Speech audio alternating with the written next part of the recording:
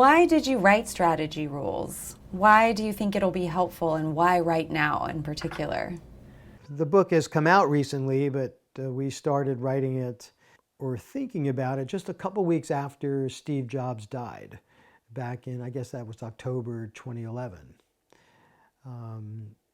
So David and I, David Yoffie, my co-author at Harvard Business School, has been on the Intel board since 1989 or so.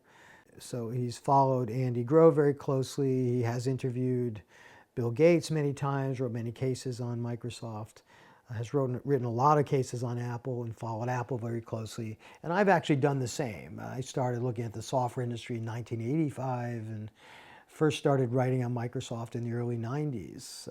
Interviewed Gates, wrote another book, Platform Leadership, which was largely about Andy Grove's philosophy and pushing Intel forward.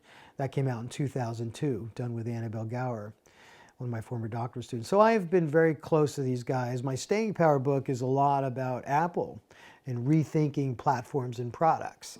So it's almost like everything kind of came together for David and I to think about these three people who really transformed the world of high technology and set a lot of the basic rules. That's why one reason we use the word rules, or key concepts that have changed the way we think about markets and technology.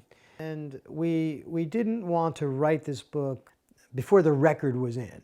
So when Steve Jobs was still active with the company, it was still an open question as to where Apple would end up. But after he got sick and then stepped down and then passed away, we had a chance to reflect.